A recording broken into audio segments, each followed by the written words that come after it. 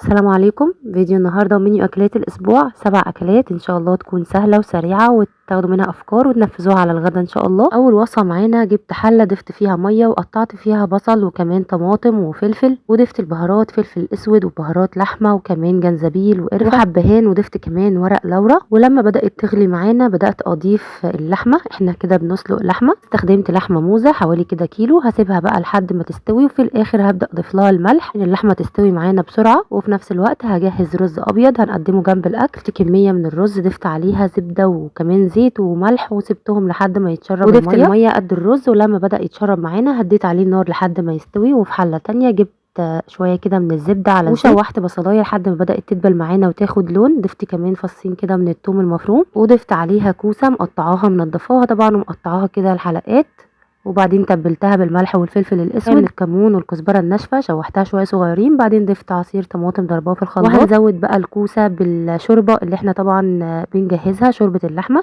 بزود كده شويه زي ما شايفين، زودت كمان شويه من الملح والفلفل الاسود ورشه بسيطه من السكر وهسيبها بقى لحد ما تستوي. نجهز كده كله في وقت واحد عشان كله يستوي معانا بسرعه.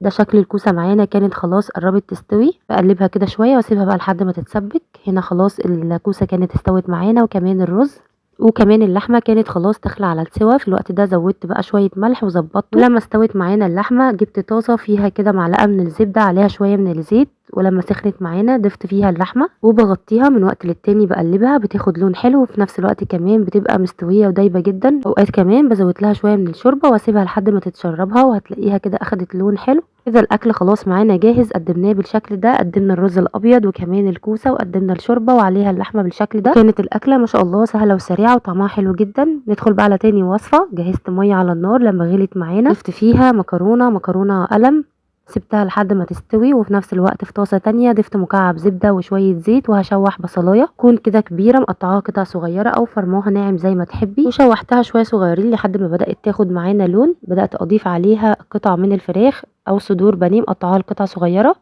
الكميه طبعا اللي تحبيها. وشوحتها شويه مع البصل لحد ما بدا يغير لونها وبدات تستوي معانا. طبعا عارفين انها بتستوي بسرعه جدا. زودت لها بس شويه كده من الطماطم مقطعاها قطع صغيره، كمان ضفت بهارات ملح وفلفل اسود شويه من الجنزبيل وبهارات الفراخ وعلى طول بتستوي معانا. وبكده الحشوه جاهزه معانا. وجهزت حله تانية ضفت فيها لتر من الحليب، ضفت عليها 3 كوبايات من الشوربه. هضيف مرقه دجاج فوريه او مكعبات زي ما تحبي. زودت كمان رشه بسيطه من الفلفل الاسود وضفت الدقيق. بضيف لكل كوبايه من السوائل سواء كانت لبن او شوربه بضيف لها معلقه كبيره من الدقيق. يعني انا استخدمت 7 معالق كبار من الدقيق عشان استخدمت 7 كوبايات من السوائل اللي هي طبعا الشوربه على اللبن. وقلبتهم الاول على البارد، بعدين رفعته على النار لحد ما بدا يستوي معانا او بدا يغلي معانا ويتقل قوامه. كده البشاميل جاهز معانا، كل حاجه كده معانا جاهزه، المكرونه طبعا والبشاميل وكمان الحشوه اللي احنا جهزناها. جهزت صينيه او باركس ضفت فيه شويه من البشاميل في الارضيه وبعدين ضفت المكرونه. ضفت كمان شويه بشاميل على المكرونه وكمان حشوه الفراخ وقلبتها كلها مع بعضها وضفتها في الصينيه. وهضيف بقى عليها باقي كميه البشاميل. طبعا كل ما زودتي في البشاميل كل ما كانت معاكي المكرونه طعمها هيبقى حلو جدا. دخلتها بقى الفرن لحد ما استوت معانا وخرجت بالشكل ده. طبعا قدمت بقى معاها شويه كركديه او عصير عناب كان متبقي عندي من رمضان. وده شكل المكرونه معانا. طبعا بتبقى طريه كده وجوسي اول ما بتخرج معانا من الفرن. لو عايزاها بقى تكون قطع بتسيبيها تبرد شويه وهتتقطع معاكي القطع. ودي كانت تاني وصفه معانا النهارده. ندخل بقى على تالت وصفه. جهزت الخلاط وضفت فيه طماطم وثوم وبصل مقطعاهم كده لمكعبات. زودت كده شويه من الصويا صوص او دبس الرمان. زودت بقى ملح وفلفل اسود وبهارات فراخ، معلقه من المرقه وكمان جنزبيل وكمان كزبره ناشفه وحوالي معلقه كبيره من الخل. زودت شويه صغيرين من الميه وهنضرب المكونات دي مع بعض. احنا كده بنجهز تتبيله سريعه وطعمها بيطلع حلو جدا. وكده التتبيله جاهزه معانا. جهزت بقى أجنحة فراخ، قسمت كل واحد كده على جزئين. وطبعا كمان عندي رقب بجمعهم من الفراخ من حوالي كده 4 أو 5 اغسلهم طبعا كويس جدا. وبعدين بقى ضفت عليهم التتبيله اللي احنا جهزناها في الخلاط زي ما شفنا. شويه من التتبيله اخدتهم على بطاطس مقطعاها كده لشرايح او مقطعاها كده لصوابع تكون سميكه شويه، وهرص بقى عليها الفراخ بالشكل ده، الرقب والاجنحه زي ما قلنا. هرص بالشكل ده زي ما شايفين لحد ما تخلص معايا الكميه. الوصفه دي بجد هتعجبكم جدا لو جربتوها، طعمها حلو جدا وكمان سريعه. وتنفع طبعا في الفرخه كامله، لو عندك فرخه كامله تعمليها برضو بنفس الطريقه.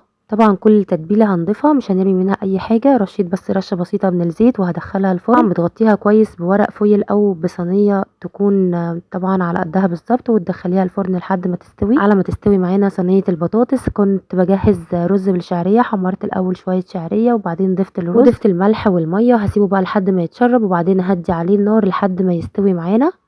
وفي الوقت ده كانت طبعا الأجنحة معانا في الفرن زي ما قلنا، بنسيبها في الفرن على الشبكة لما تستوي معانا، نشغل لها الشواية لو حابين. طبعا الأجزاء دي اللي هي بتكون الهياكل اللي بتبقى مع الأجنحة هنعمل منها شوربة، حلة شوربة كده صغيرة فعنا طبعا، وكمان بنكون استغلينا الأجزاء دي. وهنا كانت الصينية استوت معانا الأجنحة بالشكل ده، والبطاطس بجد طعمها كان حلو جدا. البطاطس شاربة جدا من التتبيلة البسيطة اللي قلنا عليها، خلت طعمها حلو جدا. وكمان أكلة سريعة ما أخدتش معانا وقت خالص، كله كده ني في ني، خدتش كمان معانا وقت في التسوية. قدمت البطاطس بالشكل ده وكمان الأجنحة ورقب الفراخ، طعمها بجد حلو جدا، تتبيلة بسيطة لكن طعمها تحفة.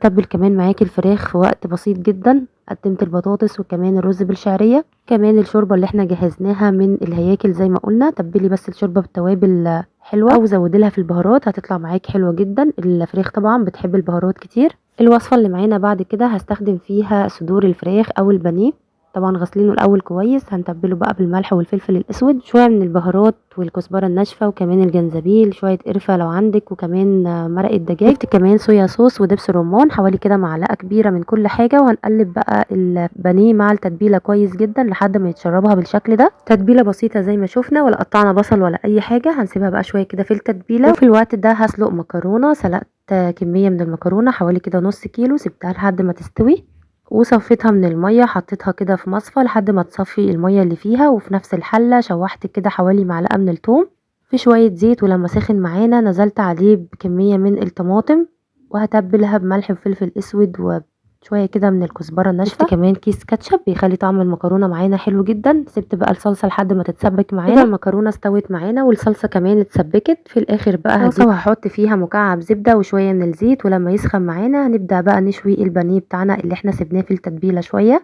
لازم طبعا النار معانا تكون عالية عشان البانيه ما ينزلش اي سوائل فيه، وعلى طول البانيه بيستوي زي ما احنا طبعا عارفين، بتبقى شرايح رفيعة فبيستوي معانا بسرعة. وقت للتاني بنقلبه من الوشين لحد ما يستوي معانا وياخد معانا لون حلو. زي ما شايفين ما شاء الله بيستوي معانا بسرعة جدا. اللي طبعا بيستوي معانا بخرجه وبحط كمان مكانه التاني لحد ما اخلص كل الكمية. بعدين بقى بضيفهم كلهم على بعض، بولع قطعة فحم بحطها كده في نص البانيه، بزود عليها شوية صغيرين من الزيت وبقفل عليها، بتبقى معانا طعمها حلو جدا، يبقى كأنك شوياه بالظبط على الفحم. اخر حاجة بضيف المكرونة على الصلصة وقت التقديم، وبكده الاكل جاهز معانا. ما شاء الله ما اخدش معانا وقت خالص في التسوية ولا كمان مجهود ولا اي حاجة، خلص معانا بسرعة. قدمنا البانيه بالشكل ده ما شاء الله تحفة جدا، طعمه وريحته كانت جميلة جدا، وطبعا ما اخدش معانا زيت كتير، وكمان الطريقة دي كمان بتكون صحية اكتر. وقدمنا المكرونة بالصلصة بالشكل ده وكمان شرايح من الخيار، تقدري تعملي كمان سلطة لو حابة، وكمان بطاطس محمرة زي ما تحبي. وكده دي كانت الاكلة معانا.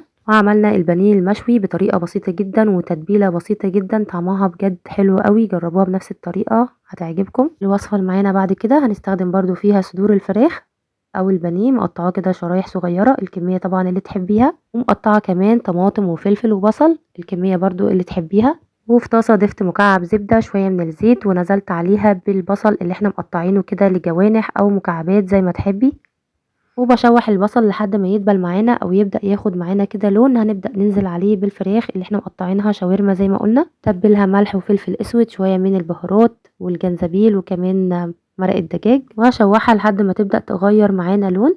طبعا برضو مش بتاخد وقت في التسوية. وبعدين نضيف لها الفلفل الاخضر، طبعا ممكن تضيفي فلفل الوان كمان لو حابة، وبقلبه معاهم. وكمان بضيف معلقة كده من الصويا صوص او الدبس الرمان، بتفرق جدا مع الفراخ بتخلي طعمها حلو جدا. وبقلبها وفي الاخر بقى بضيف الطماطم، ضفت كده شوية حلوين من الطماطم وقطعهم لقطع صغيرة، زودت بس رشة بسيطة من الفلفل والملح وبقلبها وكمان بغطيها وبسيبها بقى على نار كده متوسطة او كمان هادية لحد ما تعمل معانا صوص بالشكل ده. كل حاجة بتكون معانا استوت وبنقدمها بالصوص ده، طبعا بيبقى حلو جدا لو حابة تغمسيه كمان بالعيش او حابة تضيفيه على رز او كمان مكرونة. تنفع معاكي في كل الحالات دي، طعمها حلو جدا، اكله سهله وسريعه جدا، لو مستعجله هتعمليها بسرعه جدا وكمان مش هتاخد معاكي وقت خالص في التحضير وطعمها بيطلع حلو جدا. الوصفه معانا اللي بعد كده طبعا مفيش اسهل ولا اسرع منها، الجبنه القديمه. وجهزت قطعه جبنه، ممكن تبقى جبنه قريش او قديمه زي ما تحبي، زودت لها شويه من الكمون وكمان شويه زيت وكمان علبه من الزبادي، هتفرق معاكي جدا في الطعم، هتخلي معاكي الجبنه طعمها حلو جدا ومش هتبقى كمان حادقه. قلبت الزبادي مع الجبنه وضفت لها كمان قطع من الطماطم، ممكن كمان تضيفي فلفل لو حابه، فلفل اخضر. زودت رشه بسيطه من الزيت، تقدري كمان تحطي طحينه لو حابه. وبكده طبق الجبنه جاهز معانا، بجد طعمه حلو جدا، جربوها بنفس الطريقه باضافه الزبادي هتفرق جدا في الطعم. وكمان قدمنا معاها بطيخ مقطعينه كده لمكعبات وكمان عيش بلدي، وكانت الاكله بسيطه جدا وسريعه وطعمها بيطلع حلو قوي وكمان بتبقى تغيير واكله كده خفيفه. اخر وصفه بقى معانا هنجهز فيها الاندومي، طبعا كل اطفالنا بتحبها، تنفع كمان للعشاء ممكن كمان للغدا. جهزت في البدايه البهارات او توابل الاندومي، وضفت ملح وبصل بودر وتوم بودر وبابريكا وكمان جنزبيل وبهارات فراخ، شويه صغيرين من الكزبره الناشفه وكمان الفلفل الاسود وكمان مرق الدجاج وشويه شطه لو حابه. تعملي منهم كميه كمان لو حابه، تقلبيهم ودي فيهم في برطمان، تنفعك في اي وقت، جاهزه معاكي في اي وقت على طول. التوابل بجد طعمها حلو جدا وكمان ريحتها كانت تحفه، نفس توابل الاندومي بجد اللي بره. وهنبدا بقى نسلق شويه مكرونه طبعا اسباجيتي لحد ما تستوي معانا، ونبدا نقدمها في الاطباق بالشكل ده، ونضيف عليها معلقه من التوابل وبعدين نضيف لها ميه سخنه. كده طبق الاندومي بيبقى جاهز معانا، وتضيفي عليه الميه المغليه زي ما قلنا، وبكده اكله بسيطه وسريعه جدا وسهله وكل اطفالنا بتحب تجيبها من بره. اعملوها في البيت هتبقى احلى بكتير. ودي كانت افكارنا ووصفاتنا للنهارده، اتمنى تكون عجبتكم وخدتوا منها فكره وتنفذوها ان شاء الله على الغدا. وتعملي منها كميه زي ما قلنا، تسلقي كميه من المكرونه ودي فيها في علبه، وكمان البهارات تكون جاهزه معاكي في برطمان كتير، وفي اي وقت تقدري تعمليها بكل سهوله. يا دوب بس هتطلعي المكرونه تضيفيها في الطبق وهتضيفي عليها التوابل وكمان الميه السخنه، وبكده تكوني عملتي حاجه سريعه، حاجه كده سنيك بين الوجبات، سريع جدا وسهل وتنفعك كتير، توفر عليكي في الوقت والمجهود.